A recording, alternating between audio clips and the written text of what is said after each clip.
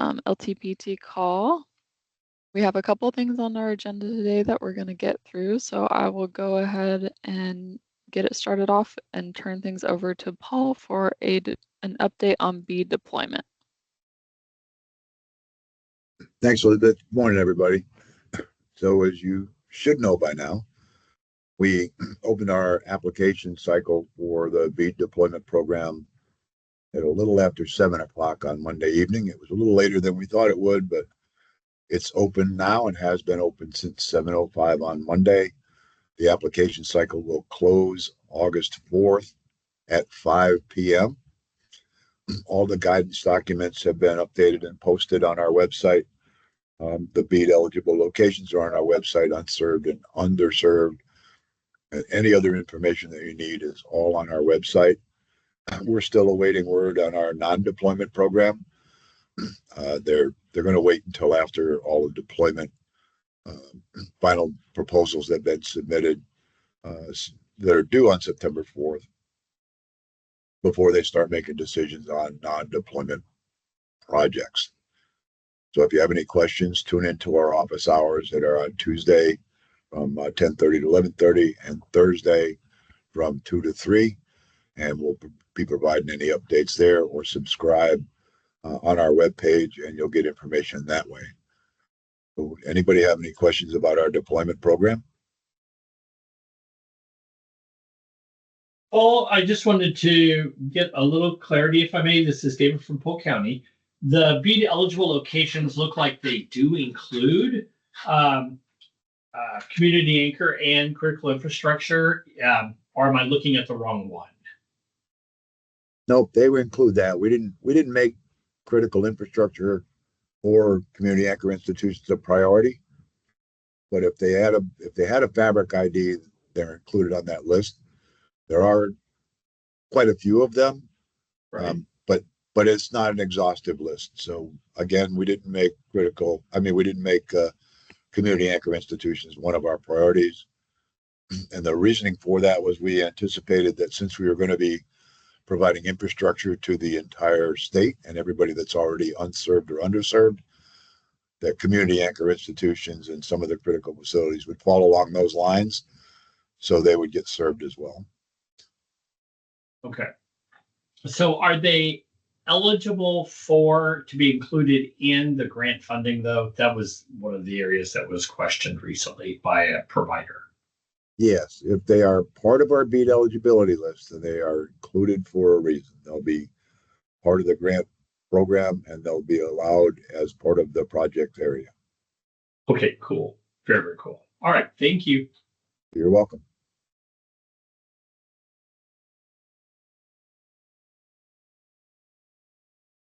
Does anybody have any other questions on Paul's announcement about deployment? All righty, I don't see any hands raised or anything in the chat. All right. And oh yeah, Ethan, go ahead. Yeah, Ethan from Washoe County. So I do have one question. So for the project areas application that's out there, that map, is that like the final, all those final locations that are part of each project area? Yes. So we revised the map, I think late Monday. There were some RDOF locations on there, about 23 or 2,400 RDOF locations that were on that map, primarily related to Windstream's locations. Yep. And that was brought to our attention fairly early Monday afternoon, and we were able to get a revised list posted out there, removing all but 855 locations. So there are 855 that were not part of that list. So it reduced the eligible locations somewhat, but it was the result of getting rid of the RDOF areas that were already covered by other providers. Okay, thank you. You're welcome. Paul, Joe Corella here. Yeah, Joe. Quick question. So are the Florida maps considered final for BEAD deployment planning? They are, but let me go ahead and qualify that. So we recognize that these goalposts are moving on a day-to-day basis, right? So we're allowed to bounce it up against Fabric 5 in the latest MDC, and we're recreating our state commitments at this juncture. They weren't perfect when we put them out there in the first place because a lot of the fabric IDs did not exist when we built our broadband opportunity and capital projects funds lists. So we're recalibrating all of those, and we will bounce those off any project area applications to ensure that either locations that didn't exist in prior fabrics are covered, or that those locations that are currently under a state commitment or a federal commitment are removed. What we're asking providers to do is to do their best diligence and look at their project areas. If they identify locations that are either in a prior state award or in a federal commitment, or that they know for a fact are being served or are being served by themselves, to put those in the exclusions CSV. And that way we'll make sure that they're not included to calculate your cost per BSL. Perfect. One small public service announcement. It is almost time for another broadband data collection cycle for a period ending June 30th. I know everybody's focused on BEAD, but to all the ISPs, make sure you timely can submit. And Paul, are we supposed to be looking at version 6 of the FCC map or version 5? So all of our locations were bounced off of version 6. The policy notice says that you can't add locations. We'll worry about arguing that a different day, because if you're going to serve everybody, you're going to serve everybody. But our current list was bounced against version 6 of the fabric. Thank you, sir. You're welcome.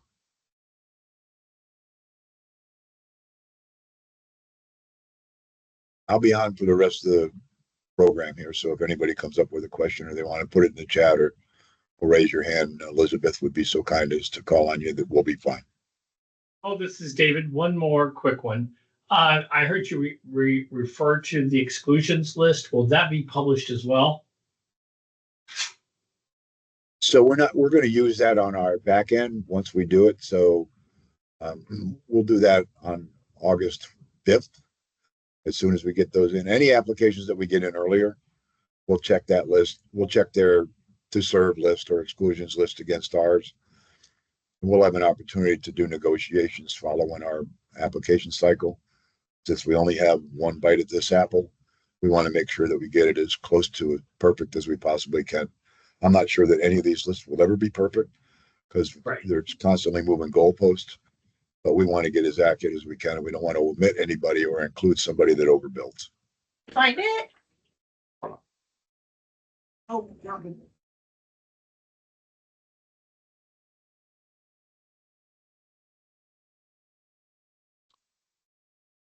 Yeah, Peter, go ahead.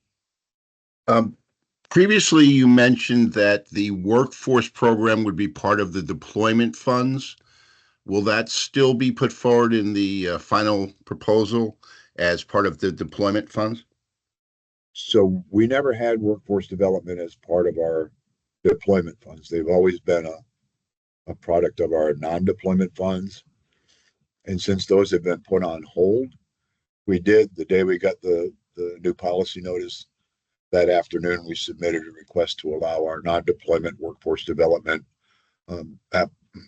project to move forward. They have already stated more than once that they're not going to make any of those decisions until after the final proposals are in. But it's our intention to continue to fight to get our non-deployment projects approved, since that's what it's going to take to get all of these deployment projects completed. Okay, so it won't be put into the deployment category. It'll be in the plan as non-deployment. Correct. Thank you.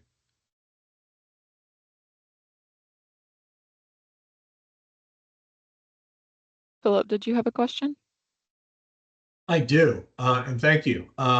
Mike, good morning, everyone. Phil Macris, I work with Talkie Communications, and one of the questions I have is, in the BEAD program, it does say it suggests getting a letter of support from the LTPT.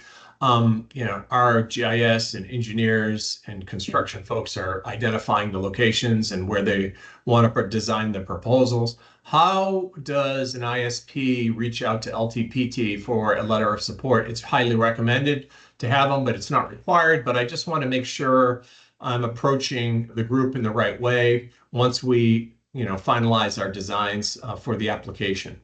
So if you have thoughts on that, I'm all ears. Yeah, so just you can use me as, reach out to me and I can give their contact. I'm not sure if any of the LTPTs on our call, do you guys have any input about how you would prefer to be contacted? What sorts of plans you'd be expecting?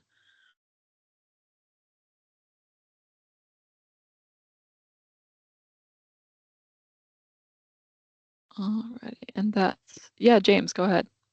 Typically, what will happen is if an ISP has interest in any kind of questions about the county, as they'll contact me or they'll come to the LTPT meetings that we schedule. I obviously send out an invite to them and our team, and they're a part of the team as well, and they're able to come for anything like that. Does that answer your question? It's worked for us, anyways.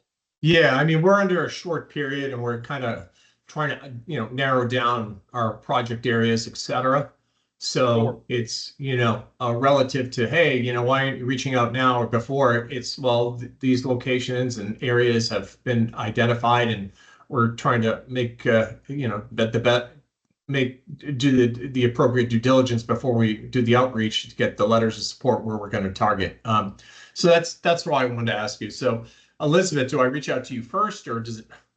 Okay, or I'm trying to understand this. Do I reach out to you first, Elizabeth, and then reach out to James, or? Yeah, so if you already have know who the lead is for an LTPT, you're welcome to just go ahead and reach out to them directly. I was just saying if you're needing their contact information, you can reach out to me and I can help you out with that. Okay, that sounds great. And thank Yeah. you, Elizabeth. Thank you, James. I appreciate that. Thanks, sir. Yeah, Archie, did you have something to add? Yeah, good morning, everybody. So one of our ISPs reached out to us because they're ready to go into short turnaround window. So we scheduled a special meeting of the LTPT to review so we can approve anything that needs to go forward. Because I think the turnaround is going to be in August, early August. So they reached out. So we're scheduling a special meeting to go over that. So that's the way they did it. They just reached out to us to do that. Did you say a special meeting? Is that it? Yeah. Okay. So Yep. I Okay. said I scheduled we meet every other month. And so I just scheduled them in for the end of this month to actually go over it so that they can present what they're presenting so we can move forward and get them approved. Right. Some people are a little bit more ahead of the game than others, but it's this is kind of this is happening in across the country. So at the same time, every state is doing this at the same time within July or early August. Well, actually, mostly in July, or very first few days of August, like Florida. So great. Yeah, Thank you. So a note to that effect, you're very correct. I've looked at all of the state's deployments and the majority of them end the end of July. So at least for those that are applying, benefit of Florida is that we've got an extra 4 days on our calendar. So while you're busy in other states, and I know there's hardly anybody that's just applying in Florida, while you're busy in other states, those should take your priorities because they're closing within a very short period. Some are 7 or 10 days. Ours is 21 and will be the longest running at this juncture. We'll at least be out through August 4th, where most others are closed the 30th of July or the 31st of July. And we appreciate that. Thank you, Paul. Sure. Matt, did you have something to add as well on this? Phil has joined our LTPT meeting. So Phil, you can reach out to me directly from the Marion County. If you need a letter in Marion County, you can just shoot me an email. I know he's been active at our LTPT since he joined a couple months ago, and so I'm more than happy to help provide a letter of support. But yeah, if it's known for Marion, you can just reach out to me to all the other ISPs. I've had some already reach out, and I'm working on stuff for them. So more than happy to do what I can. Great. Thank you, Matthew. Alrighty, thank you everybody. I'm glad to hear that you guys are getting some contact from the ISPs. I've had quite a few reach out to me already for contact information. So if you have any questions, feel free to reach out to us. And then also, I'm not sure if everybody remembers a couple months back when we went over the Broadband Open Data Portal, there was an app that allowed you to go in and search BEAD eligible locations by address. That's not currently up. Our GIS team is working on updating it. It should be up soon with all of the updated eligible locations. So I will let you guys know once that is up. And thank you, Paul, for providing that update on BEAD deployment. We will go ahead and move on to the reconciliation bill update from Brandon. Yeah, so good morning, everyone. If we have not met yet, my name is Brandon Knight. I am the policy analyst for the Office of Broadband. I just want to give you guys a quick update on the federal budget. So as Congress was debating on it this year, there were certain provisions our office will track, and specifically in the Senate reconciliation bill. Now, I want to clarify that the text of which I'm referring to will not sign into law. And because there was a bipartisan amendment to strike the sections containing these provisions in its entirety. However, these texts have the potential to change what BEAD's overall goal was. For instance, some of the text will allow BEAD funding to include AI deployment and growth within the state, and to also supply an additional 50 million dedicated for this purpose for eligible entities to use. And then, but to qualify for these additional funds, states would have to sign the AI moratorium that you probably would have heard on the news, that would have prevented states from enforcing state or local laws meant to regulate or restrict the growth of AI. Like I said, those provisions were all striked and they are not signed to law, so they have no effect on us at the moment. But I would recommend to keep an eye out on future budgets and any other regulations, because it might be a reoccurring topic. Any questions?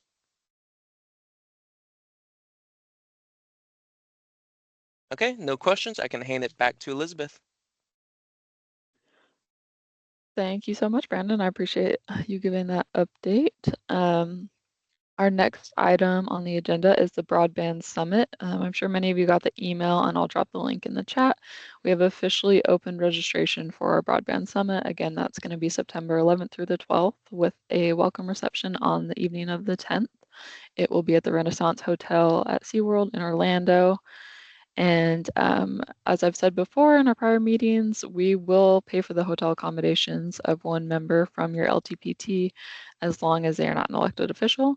I've already had a couple people respond to the email I sent out earlier this week, but if you or another person designated in your LTPT wants to take advantage of this, please let me know.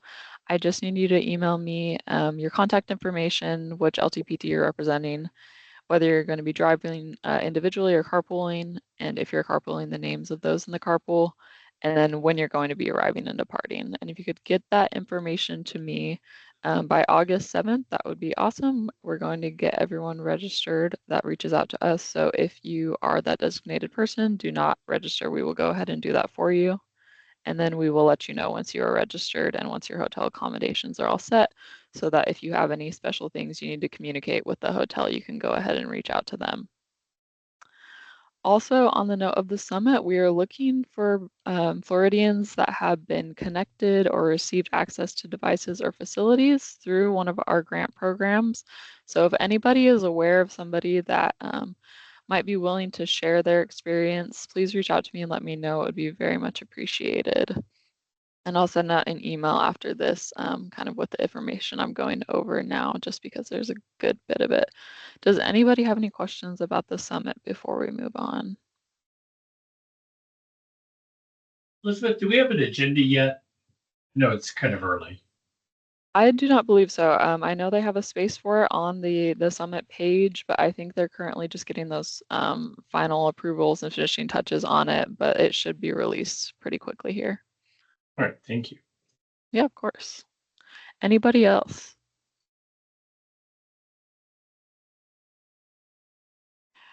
Maribel, I see you have a question. Will you be asking for presenters? Jacob or Brandon, did you guys want to answer that one?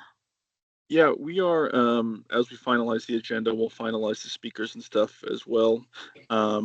So that's still all in the works. If we have more information for you, we'll let you know soon. But like I said, we're still finalizing everything there. Perfect. Thank you. Anybody else have any questions about the summit?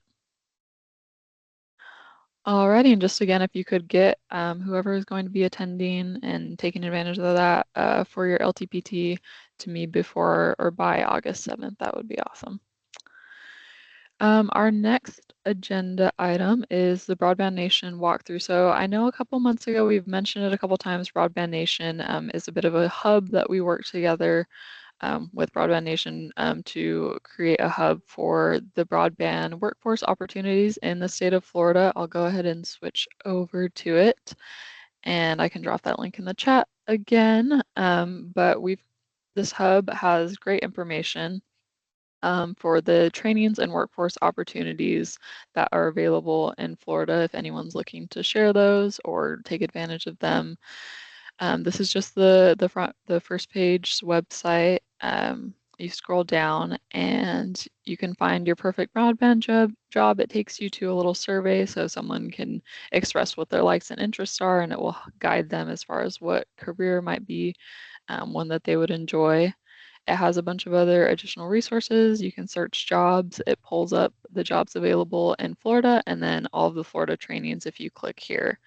So this is a great resource for workforce. As Paul kind of said earlier, we've asked NTIA to be able to continue our workforce program. Haven't heard anything yet, but in the meantime, I'm remaining hopeful and just wanted to kind of remind you guys of this resource in the case that anyone was looking to share opportunities for broadband workforce. And just to, I guess, jump in, I know that we're really disappointed that we had to put the freeze on our workforce stuff. We had planned, for a really cool program, and we're really excited to launch that. And I know we're really bummed out about that. So we do still have this as a resource available. We're trying to figure out the best way, I think, to move forward in the interim until we get more information from NTIA about the status of our, planned workforce development. So this is something we still have. This is a resource that still exists for y'all to look at or distribute to, workforce or career source or whomever, whichever partners in your areas might be interested. Like I said, so we're just trying to emphasize. We're trying to do our best to figure out the way forward before, like I said, hopefully we get some good news from NTIA. So let us know if you have any questions about that or need any assistance. But thanks for the help on that. Yeah, Jacobs, if I may add to that, as you probably all remember, we were on the eve of launching our application cycles for those when the new notice came out. So those applications have all been created. They're all pending our opening. So it won't take us long if we get approval for this project, or if we get approval for our non-deployment program. All of these will open up very, very quickly. So it won't be like we have to wait a week or a month or even a day. Those can be opened immediately, and we'll let everybody know when that occurs. And Beatrice, I see your question in the chat. No policies on linking to it. It's a public website available now. If you have anyone that you think would be interested, feel free to shoot it over to them. Like I said, we don't have any restrictions or anything like that.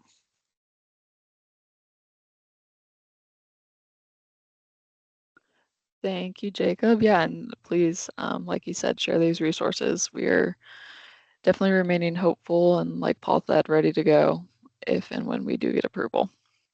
One thing to add, Elizabeth, since I do know that we do have some providers on the call, this could also be a potential partnership that you all can, if interested, reach out to Broadband Nation, because what they're doing is providing these job listings through the collaboration of the workforce boards that are posting these jobs. And if it's something that your entity is also interested in being a participant in this, if you haven't, already spoken to Broadband Nation, this is another platform that you can also promote the vacancies that you have in your respective areas. Thank you, Leo, for adding that. Joe had a question. It says workforce funding, if approved by the NTI, is still contingent on Florida covering all unserved and underserved locations. Jacob, did you want to jump in on that one? Yes. So that rule existed before the policy guidance and still exists. Yes, we have to be able to speak to every unserved and underserved location in order to be able to spend our non-deployment funds. The plan that we had before addressed every unserved and underserved location and non-deployment and was approved. So we're fully confident in our ability to spend with our current budget to address all of the remaining unserved and underserved locations and have more than enough left over to handle our non-deployment as well. But yes, we are adhering to that rule. Perfect. Thank you. And thank you everybody for your questions regarding that. And then our last agenda item before we move over to the LTPT only section of the call is the LTPT expenditure document. That's something that I know has been mentioned in the past, but we've updated it and just wanted to remind everyone that this opportunity is available. We've allocated an allowance of $1,000 a month for LTPTs to use for broadband related activities and activities that relate to the LTPT directives outlined in the statute. We put this document on our website. It's under the LTPT tab, but there's a general overview. The eligible items include office supplies, printing, project supplies related to broadband, activities, renting for meeting space, rent for meeting space, marketing materials, and any other activities that don't fall under the ineligible category. So generally, you can just take a glance at this overview to see if what it might be that you're wanting to do is eligible. And then the second page is the request form. It's just asking for a description of the item or activity and then a quick description of the item's purpose. And then if you could just include your name, phone, email, contact information. This is something that we would have to be making the purchase on your behalf. So if it's something that needs to be mailed, please include the mailing address so we can go ahead and get that purchase for you. And then just keep in mind with timelines if you are taking advantage of this allowance to kind of time things out, knowing that we are the ones that have to make the purchase. But yeah, so this is on the website. If you have any questions, feel free to ask them now or email me about them. But once this document is completed, you can just send it over to me. We, make our purchases based on accordance with the reference guide for state expenditures. So if you have any questions, let us know.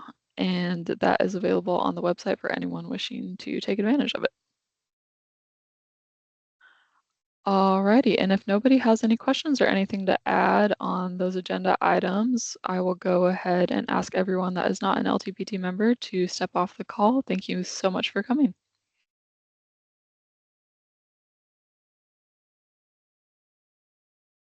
Thank you.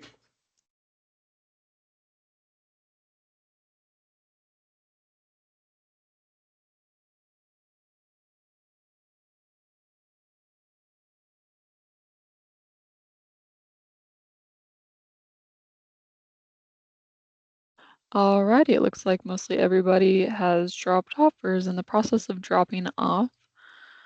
Let me see. So we will go ahead and get started. Does anybody have any updates or questions, things they'd like to share?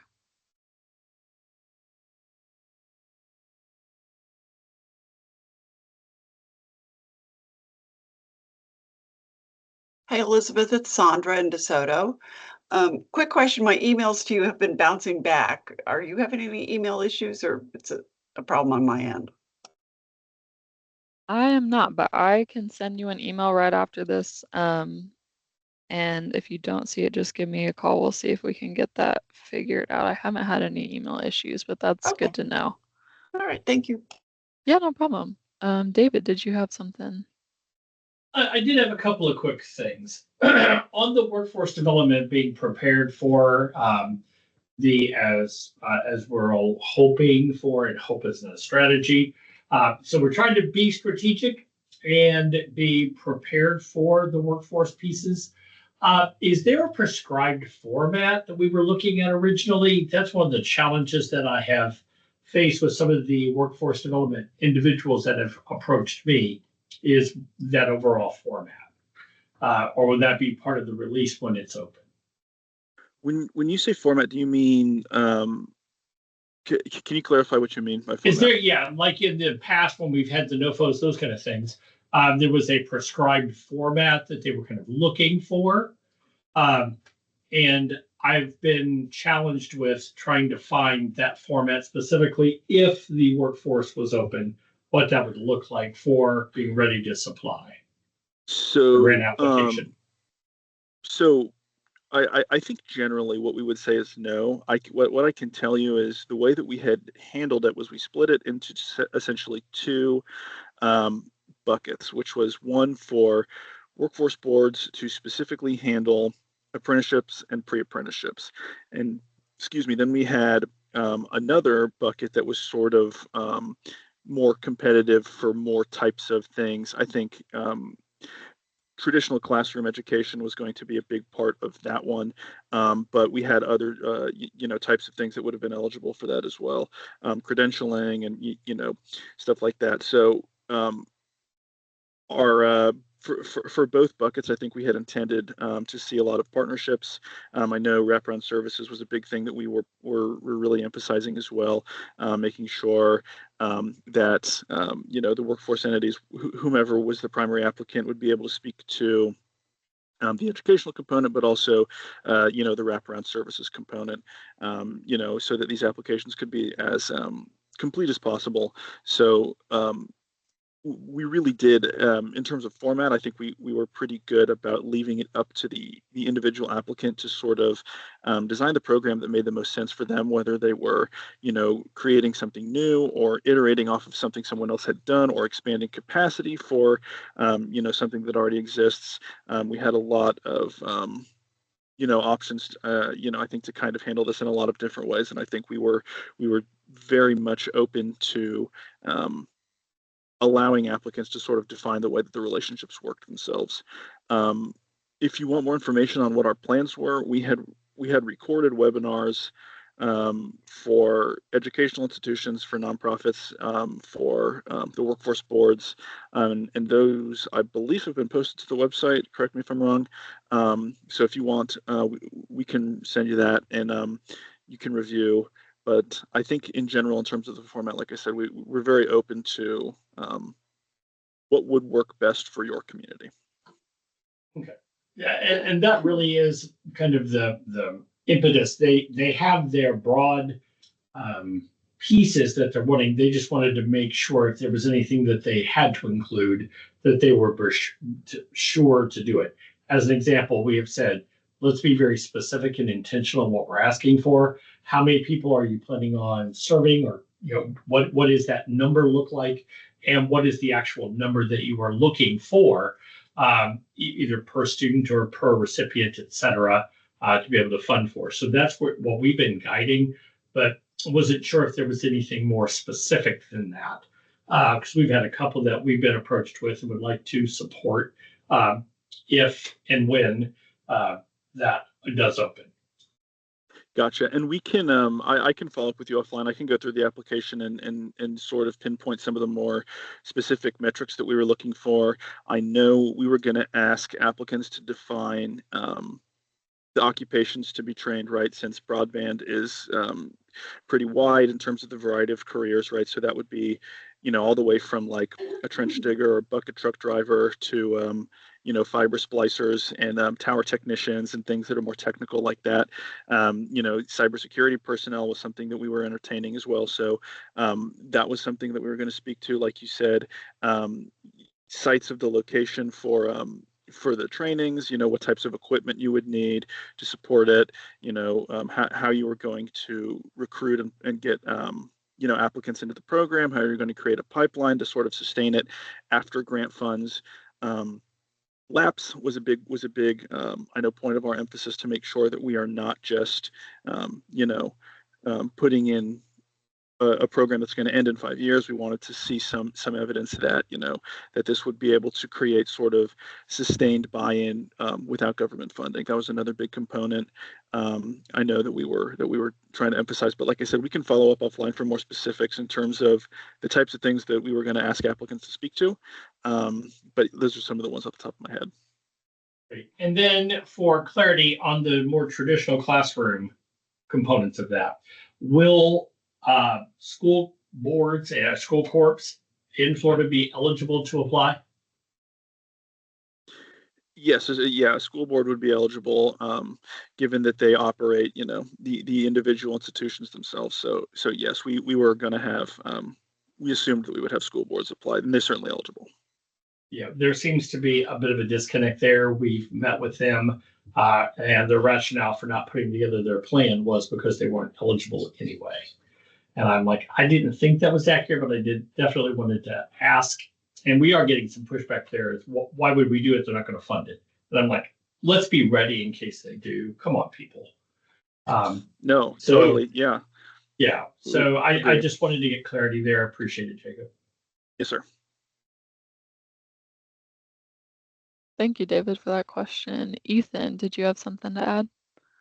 Yep, so it's Ethan Long, Blatcher County. So I think our county has had a lot of issues with overlap. And then recently, so our county did our own grant, which I'd sent up, and it's already been signed and everything with Windstream. And it does overlap a lot with a BEAD eligibility. And so I had sent that up. And so there is some project areas that our grant will be covering 90 to maybe 100%. So there is, so just want to let you be aware of that, that some of those project areas are kind of overlapping with what we just actually got signed because it took way longer than we wanted to. Which I've sent that up to you guys, the location IDs. And then also, I don't know if there's an update for Alachua County on AT&T. I haven't talked to them for a little bit because their project area had to get changed. I don't know if anyone knows what's happening with them.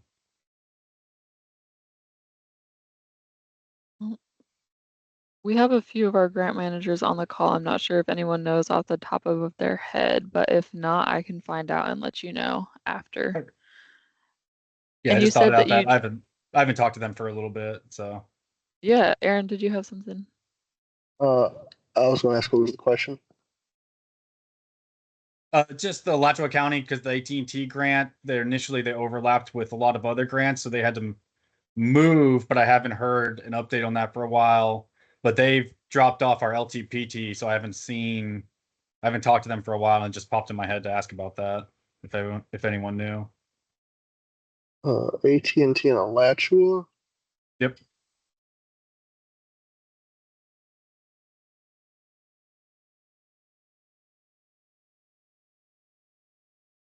But I mean, we can follow up on that too. I just thought of it. Yeah, I have to look at it, and I'll get back to you. Okay, awesome. And Ethan, you said that you guys did send over the location IDs for your the Alachua County project. Correct. Okay. But yeah, if you need anything else, and I see on that I CC our contact at Windstream as well. Okay. But just like so, because if it stays the way it is, I bet Windstream's just gonna apply for that for very little, because they're basically already going there. Okay, gotcha. Yeah, that's good to know. Thank you. I'll make sure to follow up with our team on that one. Alrighty, does anybody have anything else they'd like to add? Yeah, David, go ahead. Of course. And thank you for that opportunity. I just wanted to touch base, and I appreciated the gentleman on the first half from one of the providers asking about engagement with the local technology planning teams. We are running into an interesting situation here in Polk County that's a little bit backwards from that, where the providers are literally going, we don't need you anymore. We're busy with the entire country, and we are not going to be seeking, nor are we going to tell you what we're doing.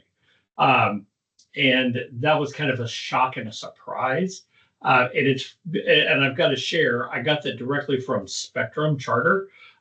Frontier is still actively engaged, which I appreciate, but they are basically giving us the same story, just much more politer. And I was wondering if anybody else is running into that or hearing that. We've been very fortunate up to this point, like I said, but we're literally being told we don't need you, nor are we going to be engaging you. Is anybody else experiencing anything like that? And this is Ethan from Alachua County. So I mean, I'll say the interest has gone down, but I haven't had any ISPs go, you know, we don't care. Like I mean, I was just saying I haven't talked to AT&T for a little bit, but that doesn't mean like they didn't blow me off or anything. But they, you know, most of the time they're showing up, but they're definitely a year ago I was having very engaging, like 45-minute, hour-long LTPT meetings, and now I have syncs where, you know, it's a 10-15 minute quick thing, which, you know, makes sense and that things have changed. But yeah, maybe it just depends on you had probably a really good environment, and so now that instead of them just not paying attention, maybe they're actively disengaging. Right. And my biggest concern, and nobody's surprised, is that, you know, we've been kind of making sure that all locations are covered, including CIA and CIA. And what we are getting now is some pushback there that those aren't really going to get covered either. And so I'm very worried about the overall pieces, including, you know, some of the RDOF stuff that we're being told is now out to 2030. So it's a concern of the relevancy of this group and how we're currently getting engaged.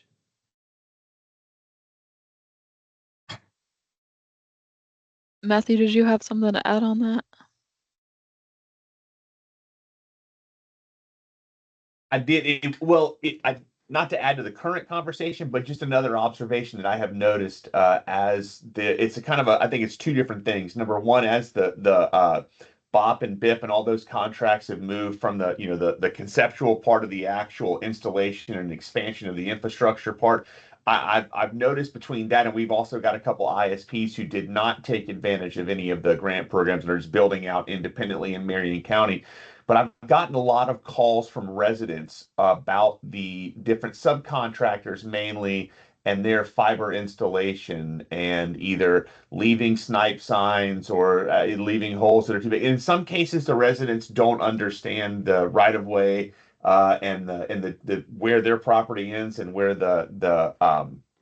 I guess the right of way begins and everything. But other times, some of the subcontractors have made a little bit of a mess. And I'm just curious if other counties are experiencing an uptick like that, or if they have in the past, or if that's just kind of unique to Marion. I don't want to derail from the previous conversation. That was just had that thought. I wanted to raise my hand before I forgot it. And I hope that made sense.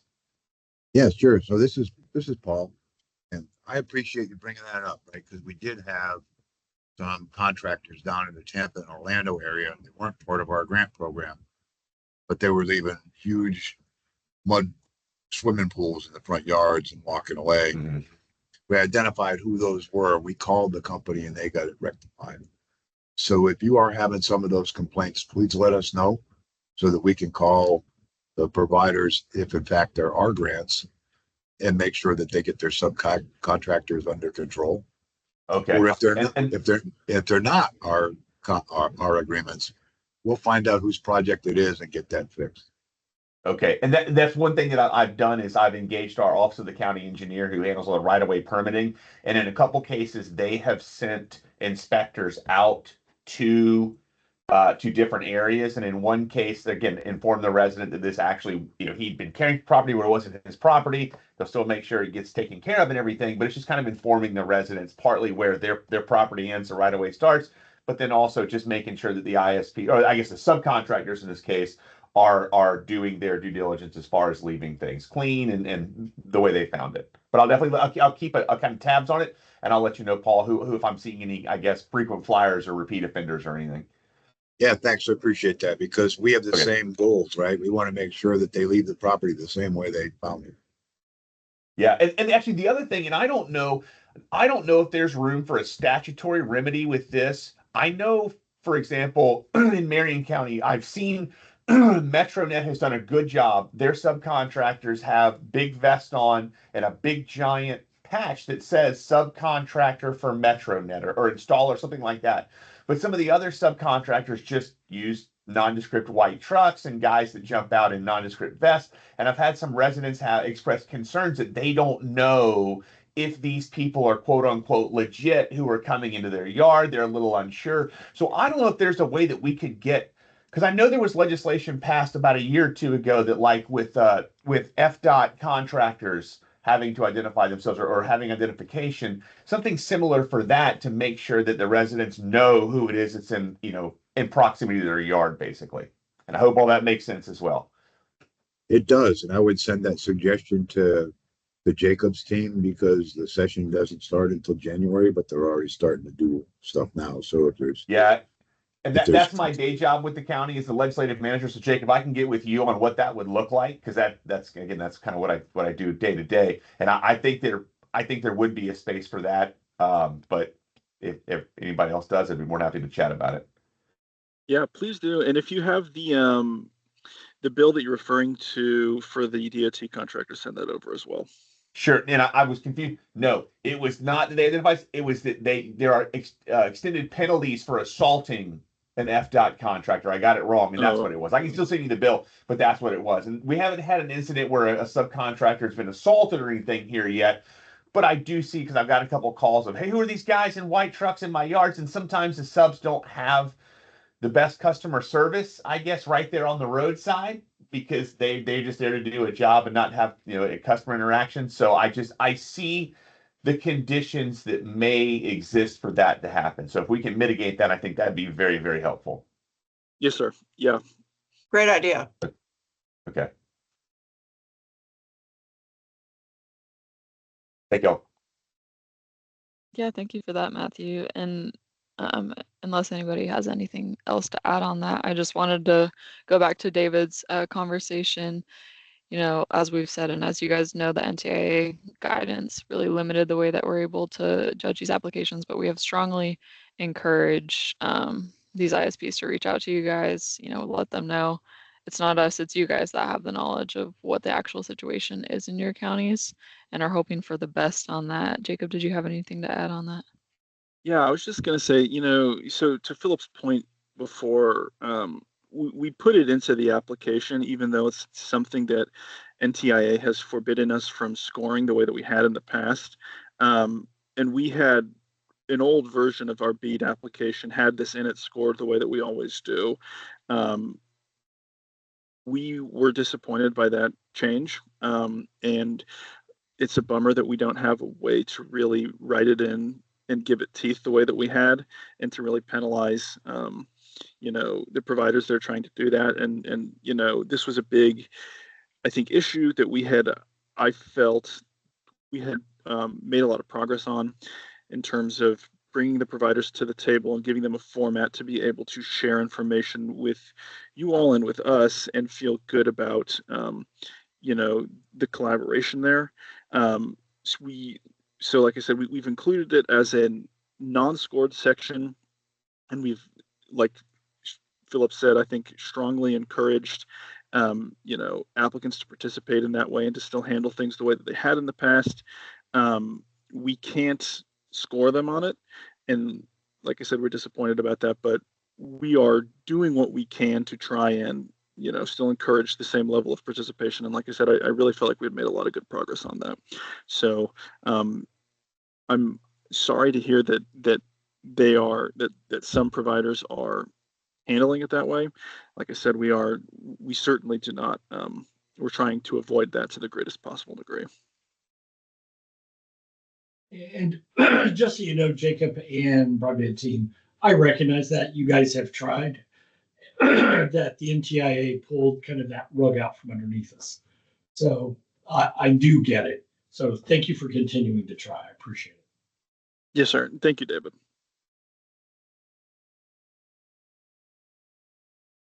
Does anybody have anything else that they would like to add or share? Alrighty, well, with that, I will go ahead and stop the recording. Oh, Caesar, you had your hand raised. Go ahead. Yeah, no worries. I just had a quick question. We're currently working with some of the prime contractors that are going to be supporting specifically on the ITG MOSTIC framework as a lot of the prime contractors, and then the 800 subcontractors beneath them. We're identifying that there's a big gap of understanding in the expectation that you guys just referred to today. Is there any documentation that you guys could share with us on these kind of incidents that are occurring so that we can bake them into our contractor, subcontractor onboarding and methodology? I think that's a great idea. We can, I think, work to identify which ones we had spoken to in the past. And then I think, to Matt's point, if we hear sort of some, extended or rather repeat offenders, we can make a note of that for y'all as well. And work with you, like you said, to try and make sure that gets resolved at the training level, and that the subcontractors might be a little more equipped to handle that sort of face-to-face interaction. Thanks, Jacob. Yes, sir. Thank you, Cesar. Yeah, and like Jacob and Paul said, please be sure to let us know when these sort of things happen. We want to know so that we can get them addressed. Alrighty. Well, I just want to thank you all. Like Sven pointed out, everyone's on a shortened timeline, so we appreciate you guys being accommodating for these ISPs that are reaching out and wanting to share their projects with you. Clint, oh, never mind, maybe. Alrighty, does anybody have anything else before I stop the recording and end the meeting?